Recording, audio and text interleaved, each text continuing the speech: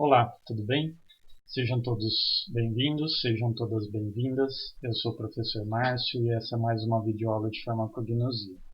Hoje o assunto dessa videoaula será alcaloides e seus aspectos gerais. Espero que todos aproveitem e qualquer dúvida a gente está à disposição pelos canais que vocês já conhecem. Bom, os alcaloides eles são um grupo de substâncias bastante variado, tanto do ponto de vista químico quanto do ponto de vista taxonômico. Tá? São substâncias que apresentam em sua estrutura química um átomo de nitrogênio, portanto apresentam em geral basicidade, que pode variar de acordo com a estrutura. São substâncias importantes do ponto de vista biológico, são substâncias importantes do ponto de vista farmacêutico, mas também agronômico, por exemplo, podem ser utilizados como pesticidas. E os alcaloides eles foram isolados pela primeira vez a partir de plantas. Tá? E aqui, justamente por isso, a gente traz um exemplo bem clássico para vocês, que é a imagem da planta chamada cientificamente de Papaver sonifero. A Papaver sonifero, é dela que se extrai um látex que depois é usado para a produção de ópio. Tá? E hoje a gente sabe que o ópio ele é composto por morfina e a concentração de morfina no ópio ela varia de 8 a 15%. Tá? Então é uma curiosidade para a gente começar e a gente vai falar um pouquinho dessa substância em vários aspectos, mas por enquanto principalmente aspectos químicos, tá ok? Então vamos lá. O que são alcaloides? Alcaloides, como o próprio nome diz, vem de álcali, que significa básico, e oide, que significa semelhante a. Então são substâncias que têm basicidade, semelhante a básico, semelhante a álcali, certo? Bom, a planta produz essa substância pelo seu metabolismo secundário, porque ela precisa interagir com o meio ambiente, isso a gente já sabe. Então, as interações planta-planta e as interações planta-inseto é feita através de várias substâncias, dentre elas os alcaloides. Para a planta, os alcaloides podem funcionar como defesa contra animais, por exemplo, herbívoros, defesa contra micro-organismos, por exemplo, infecção fúngica, infecção bacteriana, e defesa contra outras plantas, a gente chama isso de alelopatia. Se a planta usa como defesa, a gente já pode puxar o conceito de que os alcaloides, em geral, possuem alta toxicidade. Tá? Se a gente pensar numa definição, que é sempre importante definir o termo, né, para ficar didaticamente bem colocado, os alcaloides, a primeira definição de alcaloides é de 1819, tá? E é assim. Alcaloides são compostos básicos de origem natural e que apresentam nitrogênio em sua estrutura. Definição simples e direta. Porém, pensando hoje em dia, depois de vários estudos farmacológicos químicos, a gente já tem uma definição mais completa, tá? E é essa que eu vou passar para vocês. Alcaloides são substâncias nitrogenadas de origem natural, podendo ser produzidas por vegetais, micro-organismos, organismos marinhos e outros animais, que em geral possuem característica básica e são biossintetizados em sua maioria a partir de aminoácidos. Tá ok? Gravem essa definição, mas procurem outras também na literatura que é importante para consolidar o conhecimento de vocês.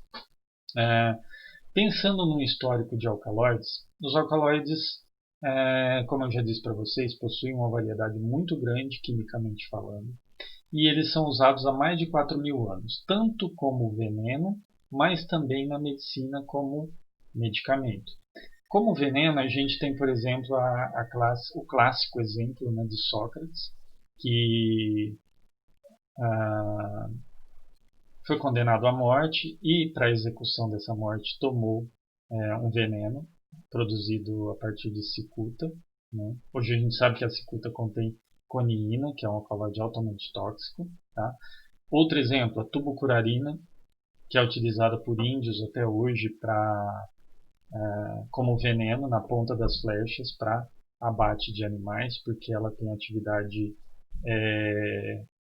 de imobilização desses animais.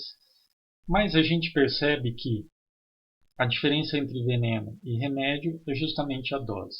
Então, a tubucurarina, por exemplo, que é um altamente tóxico e é usado como um veneno, pode ser usado também como relaxante muscular em anestesias. Tá? Isso já é consolidado. Mas existem outros muitos exemplos de alcaloides que são usados há muitos anos e alguns são usados mais recentemente. Tá? Então, vocês veem aqui a jamalina, a reserpina, a fisostignina. O que elas têm em comum? Átomos de nitrogênio, ok?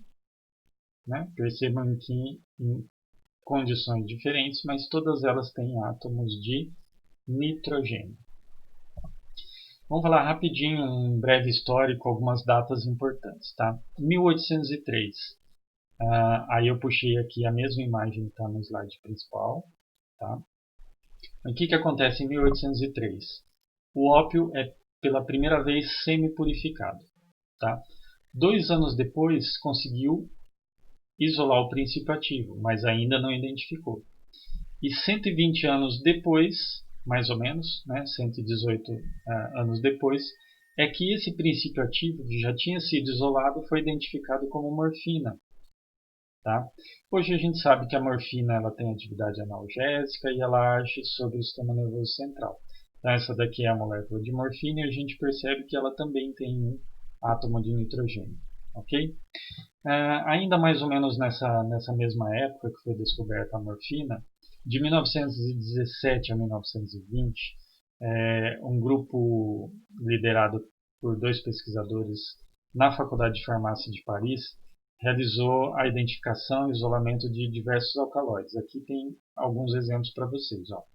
Estricnina, muito tóxico. Coniina, muito tóxico. Colchicina, anti-inflamatório e tratamento de gota. Emetina, antiprotozoário, indutor de vômito. Cafeína como estimulante. Percebam que os alcaloides têm uma variedade química e também uma variedade de atividades biológicas. Ok? Para finalizar essa parte do histórico, a gente traz um panorama interessante para vocês que é, até 1939, 200 alcaloides eram conhecidos. Depois, em 50 anos, até 1989, foram descobertos e identificados mais de 10 mil alcaloides. Vejam só, 10 mil em 50 anos. Mas depois isso dobrou num tempo menor ainda. Até 2010, 20 mil alcaloides foram descobertos. Tá? E até hoje, em 2020, continua aumentando esse número. Os primeiros alcaloides foram isolados e identificados principalmente de plantas, mas hoje em dia se estuda também muito organismos marinhos, micro-organismos terrestres, micro-organismos marinhos, todos produtores de alguns alcaloides de moléculas bastante complexas que também têm seus estudos farmacológicos sendo investigados. Tá? E aqui, últimos 3 exemplos dessa parte histórica, exemplos mais recentes de alcaloides que hoje são utilizados com bastante efetividade como antitumorais. Então, tem a vincristina, que é um antitumoral usado principalmente em leucemia. A vinblastina também, antitumoral usado em leucemia. Geralmente, elas são usadas em conjunto, né, uma dose dos dois. Tá? E o Taxol como antitumoral em vários tipos de tumores. Percebam que são substâncias bastante complexas, mas que têm em comum o que? Átomos de nitrogênio. Certo? Passado esse breve histórico, a gente vai também mencionar um pouco sobre de onde vem, como que a planta produz. A gente já sabe e já conhece algumas rotas biosintéticas, e aí eu vou pedir para que vocês recordem nas aulas anteriores para que fique bem consolidado esse conhecimento para vocês. Mas, de qualquer forma, eu vou passar rapidamente algumas rotas biosintéticas. Tá? Bom, começando na fotossíntese, a gente tem a produção de glicose. Tá? A glicose é metabolizada através da glicólise, formando fosfenolpiruvato, e esse fosfenolpiruvato pode vir e compor a via do acetato. Tá? Via importante, via do acetato. Também a glicose ela pode sofrer uma metabolização pela via das pentoses, formando 4-eritritose-fosfato, que em conjunto com o fosfenolpiruvato vão formar o chiquimato, via do chiquimato. Então, via do acetato, via do shikmato vem da quebra da glicose e entra na via de formação desses dois precursores, que dão nome à via. Via do shikmato. Vamos falar um pouquinho rapidamente da via do shikmato e rapidamente da via do acetato. Via do shikmato recebe esse nome pelo precursor ácido shiquímico, ou shikmato, que vai servir na planta através de uma série de rotas para a formação de aminoácidos aromáticos. E aí está o ponto principal de importância para alcaloides. Guardem isso. A planta, por via do ácido shiquímico, via do shikmato, produz aminoácidos. E os alcaloides, principalmente aqueles considerados alcaloides verdadeiros, têm como precursores os aminoácidos. Tá?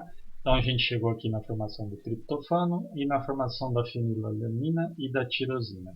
Ok? Então vamos seguir entre elas.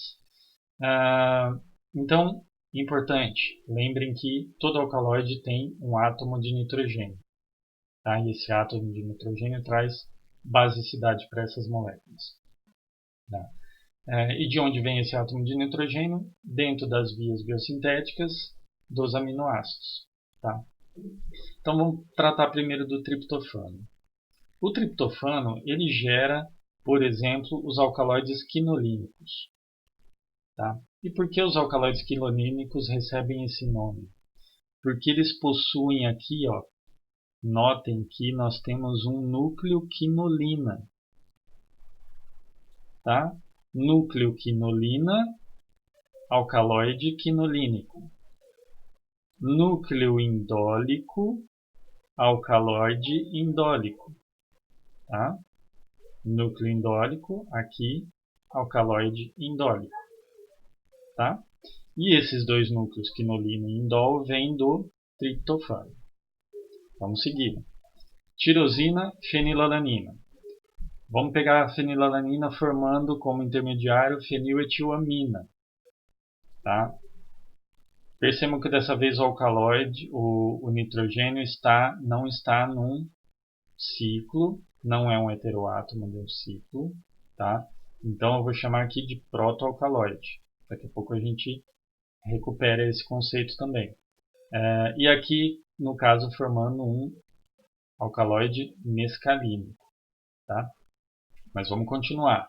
Também da fenilalanina da tirosina, nós temos os alcaloides, por exemplo, benzil isoquinolínicos, porque aqui nós temos um núcleo que veio do núcleo benzil isoquinolina. Certo? Então, lembrando, cada classe diferente de alcaloides recebe o nome justamente derivado do núcleo principal desse, quimicamente falando. Ok? Então vamos seguir. Falamos dos alcaloides derivados de aminoácidos aromáticos, que são triptofano, fenilalanina e tirosina, que vem da via do shikmato. Mas também tem a via do acetato. Na via do acetato, a acetilcoenzima entra no ciclo de Krebs e nós temos a formação de glutamato, que é precursor da ornitina, outro aminoácido, agora não é aromático. E temos também para o ciclo de Krebs a formação do aspartato, que é precursor da lisina, outro aminoácido. Tá? Também precursores de alcaloide. Vamos ver cada um deles. Primeiro vamos começar com a ornitina. A ornitina ela é precursora de alcaloides pirrolidínicos. Por que pirrolidínicos? Porque tem um núcleo pirrolidina. Tá? A ornitina também é precursora de alcaloides pirrolizidínicos. Por que pirrolizidínicos? Porque tem um núcleo pirrolizidina. A ornitina também é precursora de alcaloides tropânicos. Por que tropânicos? Porque tem um núcleo tropano. Tá? E assim por diante. Eu sei que é muita informação química, mas aos poucos vocês vão se acostumar com isso. Tá?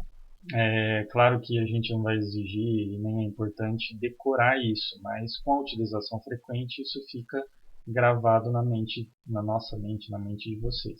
Tá? Já vimos a ornitina, agora a gente vai ver a lisina. Tá? A lisina é precursora de alcaloides piperidínicos. Por que piperidínicos? Porque tem o núcleo piperidina. A lisina é precursora de alcaloides piridínicos. Por que piridínicos? Porque tem o núcleo piridina. E a lisina também é precursora de alcaloides quinolizidínicos. Por que quinolizidínicos? Porque tem o núcleo quinolizidina. Tá? E assim por diante. Então, existem várias classes de alcaloides, eu apresentei algumas aqui para vocês, mas existem mais de 20 classes diferentes, mas, em geral, elas derivam de aminoácidos. Tá? E a nomenclatura vem justamente do núcleo principal desse alcaloide. Tá? Mas existe uma classificação mais simples, e anterior a essa até das rotas biosintéticas. Tá? Existem os alcaloides verdadeiros, existem os protoalcaloides e existem os pseudoalcaloides. O que é um alcaloide verdadeiro? O alcaloide verdadeiro é aquele derivado de aminoácido e que tem um nitrogênio como átomo de um heterociclo. Tá? O que é o protoalcaloide? O protoalcaloide também é derivado de aminoácido, só que ele não tem o nitrogênio como membro de um heterociclo. Tá? E por fim, o que são os pseudoalcaloides? São aqueles que não são derivados de aminoácido. Tá? Então, para fechar, alcaloide verdadeiro é nitrogênio não heterocíclico e é derivado de aminoácido. Protoalcaloide também é derivado de aminoácido, mas o nitrogênio está numa cadeia aberta. E por último, pseudoalcaloides são aqueles alcaloides que não derivam de aminoácido. Tá? Então lembrem, eu falei para vocês, em geral, os aminoácidos, os alcaloides são derivados de aminoácido, mas existem algumas exceções, que são os pseudoalcaloides. Ok? Bom, falamos um pouquinho assim da classificação, bem rapidamente da classificação química. Eu quero que vocês estudem isso, é importante. Eu vou deixar a referência para vocês irem se acostumando também e aumentar o conhecimento de vocês, ok?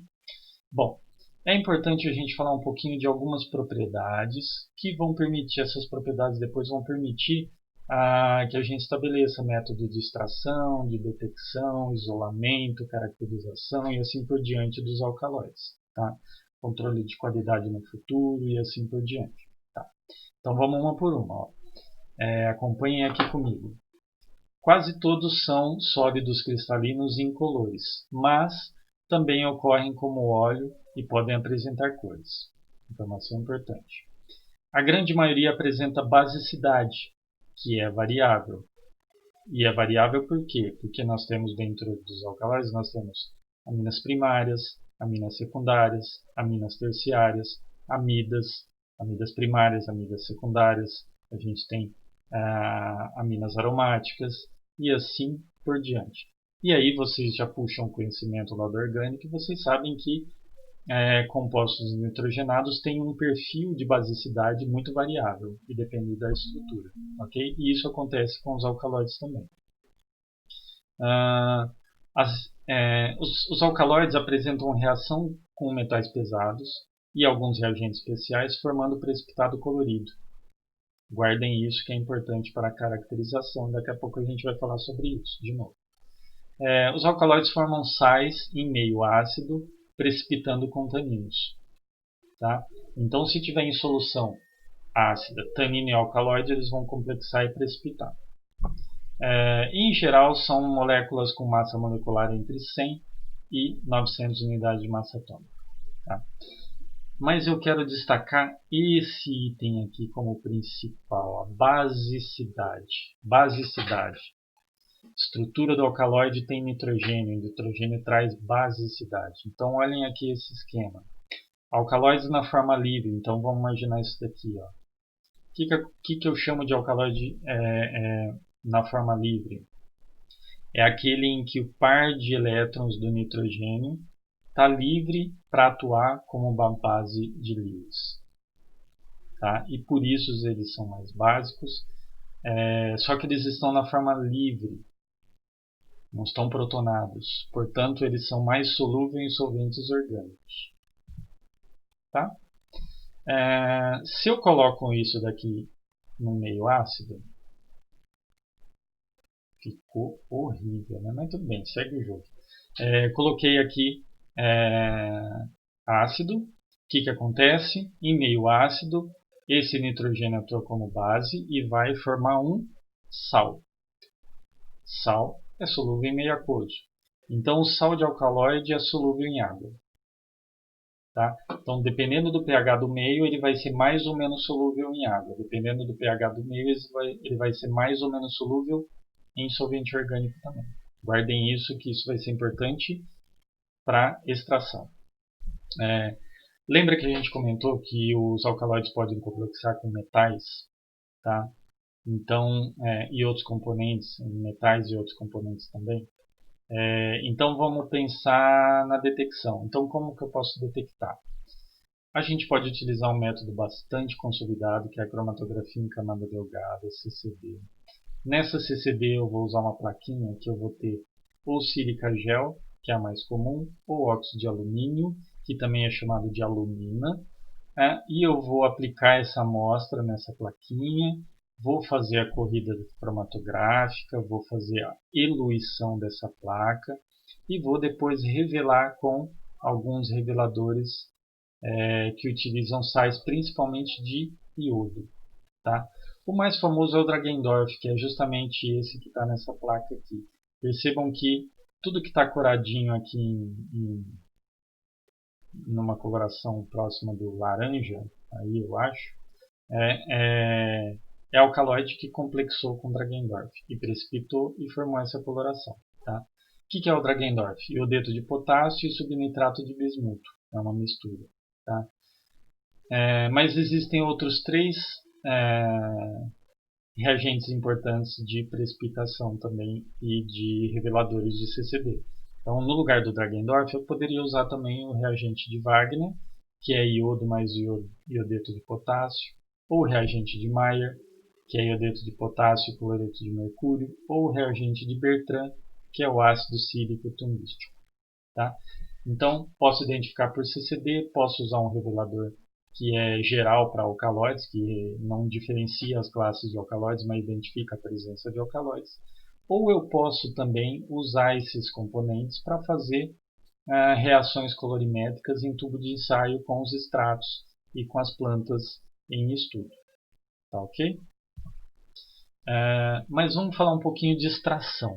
Tá? E aí a gente vai puxar o conceito dos alcaloides possuírem uma certa basicidade variável, aí, como a gente já viu. Tá? Então eu vou citar dois exemplos para vocês. No primeiro exemplo, a gente vai começar fazendo uma extração aquosa em meio ácido. Tá? Então acompanhem comigo aqui. Ó. Material vegetal seco ou extrato etanólico. Eu adiciono água acidificada. Olha o esqueminha aqui. Tenho o alcaloide, coloquei o ácido, direcionei ele para a forma de sal. Tá? Então, por exemplo, se eu coloquei aqui ácido clorídrico, eu vou formar cloridato do determinado alcaloide. Tá? O que eu fiz? Aumentei a solubilidade em água e eu vou fazer uma boa extração. Tá? Só que percebam que eu posso ter aqui etanol, e eu tenho água, e eu tenho extração de alcaloides, mas eu extraí um monte de outras coisas. Que a planta não produz só alcaloides, produz flavonoides, produz cumarina, produz tanino, produz clorofila, pigmentos e uma série de coisas. Ok? Fiz isso, mas eu coloquei ácido, eu favoreci a extração de alcaloides, isso é fato. O que eu faço a partir daqui? Pego essa solução extratora, adiciono um solvente orgânico immiscível na água. O que acontece? Vai separar as fases. Eu misturo levemente, de forma lenta, espero a separação de fases, ou seja, eu fiz uma partição líquido-líquido, e aí eu vou separar Fase orgânica, fase aquosa. Onde ficou o alcaloide? Nós estamos numa fase ácida, então ele ficou na fase aquosa, porque ele está na forma de sal, ficou mais solúvel em água. O que eu fiz? O que eu puxei para o solvente orgânico? Substâncias de baixa e média polaridade. Eu já fiz uma limpeza no extrato. O extrato aquoso já está mais limpo. Mas ele ainda tem o alcaloide e substâncias de alta polaridade solúvel em água. Ok? Então vamos continuar. O que eu faço? Adiciono base em excesso para neutralizar o ácido e vai somar um meio mais básico. O que eu fiz? O alcaloide estava no meio ácido, veio para um meio básico, onde ele vai estar na forma livre. Na forma livre ele é menos solúvel em água, mas ele está ali. O que eu faço? Faço uma extração novamente com solvente orgânico, de novo immiscível em água. De novo, então agora eu tenho um meio básico, o alcaloide na forma livre, e aí eu adiciono um líquido, um solvente immiscível em água.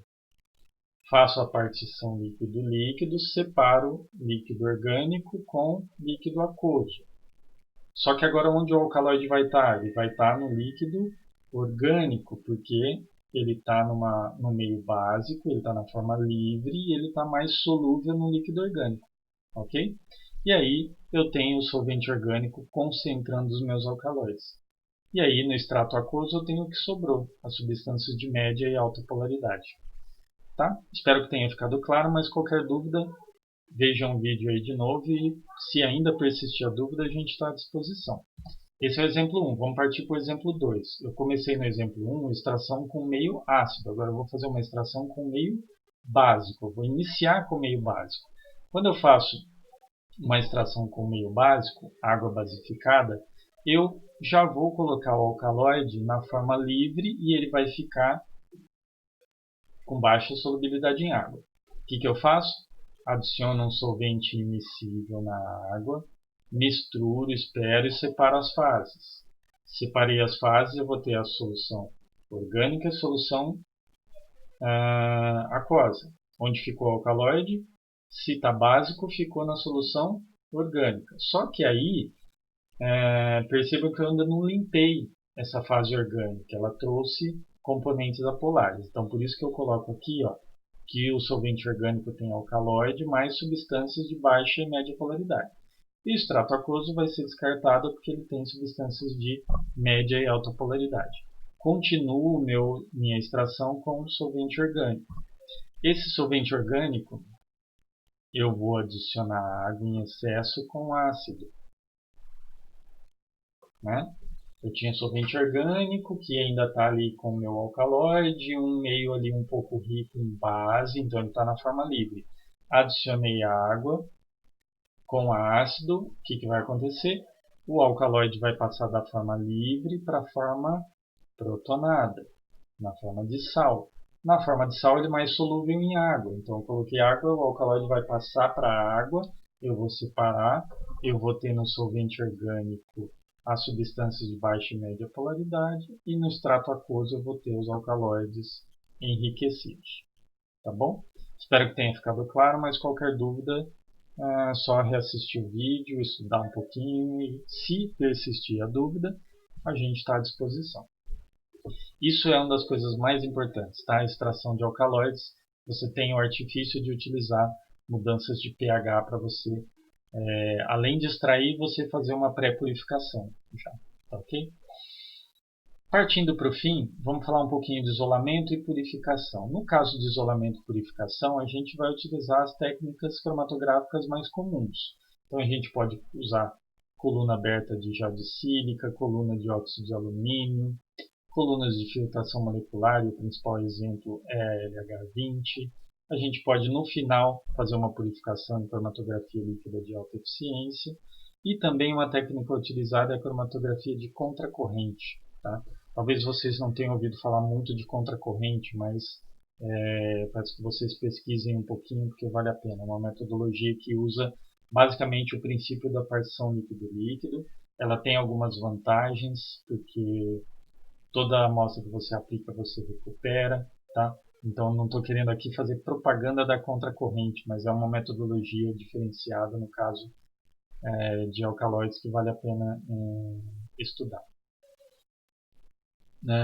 E aí depois você tem o isolamento e a purificação do seu alcaloide aplicando essas diversas técnicas. Tá? E se eu quero identificar e determinar estruturalmente um alcaloide? Então vamos abordar em dois aspectos. Primeiro aspecto, se o alcaloide já é relatado na literatura, eu posso usar técnicas de comparação cromatográficas analíticas, como por exemplo o CLAI-DAD, o CLAI-espectrometria de massas ou até o CLAI-ressonância. Utilizando alguns padrões, eu faço a comparação e faço a confirmação do meu alcaloide que eu quero determinar. Tá? Num outro aspecto, a gente tem que considerar alcaloides não relatados na literatura. Apesar de já terem descoberto 20 mil alcaloides ou mais, a gente pode ainda descobrir novos alcaloides. Então, o primeiro passo é isolar e purificar. A gente já viu, usando métodos cromatográficos. E depois analisar. Analisar por infravermelho, por ultravioleta, ressonância magnética de hidrogênio, carbono e de nitrogênio. Tá? E a espectrometria de massas contribui bastante também. Tá? Comparo com dados da literatura e sigo a identificação. Importante, em qualquer um dos casos é importante também eu saber e classificar a planta e a droga vegetal que eu estou trabalhando. Porque geralmente, se tiver algum estudo que já determinou previamente outros alcaloides daquela espécie, é muito provável que eu vou conseguir encontrar estruturas semelhantes. E para finalizar, falando rapidamente sobre doseamento e quantificação, nós temos algumas possibilidades. Primeiro ponto, é importante que para cada droga vegetal se considere uma metodologia e uma técnica específica. Tá? A técnica pode ser reproduzida para várias drogas vegetais, mas a metodologia tem que ser específica para cada droga vegetal. Tá? E existem metodologias que vão determinar alcaloides totais, e existem metodologias que vão determinar alcaloides específicos. Tá? Às vezes é importante você determinar os dois, a quantidade de alcaloides totais e a quantidade de um determinado alcaloide específico. Tá? É sempre importante no preparo de amostra efetuar a extração e já purificação prévia do material, porque aí você parte para a quantificação já com um preparo de amostra mais eficiente. Tá? Desde que esse preparo de amostra não faça com que você perca alcaloides que estão ali presentes. Tá? Tratando de maneira geral, os métodos mais utilizados para quantificação de alcaloides são a própria gravimetria. Tá? Então, na gravimetria, o que é? Aqui eu faço a extração de alcaloides, então eu tenho a quantidade de material de partida, eu tenho a quantidade de alcaloide que eu obtive, em massa mesmo, e eu faço o cálculo de porcentagem, gravimétrico, simples assim. Eu posso usar a volumetria, porque nós estamos tratando com substâncias com certa basicidade, então eu posso fazer titulação e encontrar a quantidade de alcaloide que está ali, sempre usando um padrão, fazendo curva de calibração e assim por diante. Eu posso usar a espectrofotometria, nesse caso, para aqueles alcaloides que possuem grupos que absorvem no ultravioleta ou visível, ou seja, grupos que a gente chama de cromóforos. Nesse caso, eu posso usar a espectrofotometria. Uso o padrão, faço uma curva de calibração, faço um preparo de amostra, analiso, aplico na curva e aí determino a quantidade de alcaloides presente. Okay? E por fim, os métodos cromatográficos analíticos. Aí eu posso utilizar da mesma forma um padrão, fazer uma curva de calibração e seguir o passo a passo para quantificação. Por cromatografia gasosa, lembrem o caso que eu citei da nicotina. Nicotina é um exemplo de alcaloide que é volátil. Se eu não citei, estou citando agora. Nicotina é um exemplo de alcaloide volátil que pode ser medido por cromatografia gasosa, assim como podem existir outros. Cromatografia líquida de alta eficiência, ou HPLC, e aí a maioria dos alcaloides pode ser aplicada essa técnica. mas também tem eletroforese capilar, espectrometria de massas para quantificação e assim por diante. Tá ok?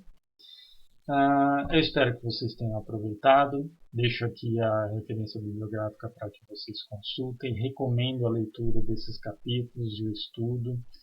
Revejam, vejam esse material e revejam o vídeo. E qualquer dúvida a gente vai estar à disposição de vocês. Tá certo? Uma ótima noite de estudos ou dia de estudos para vocês.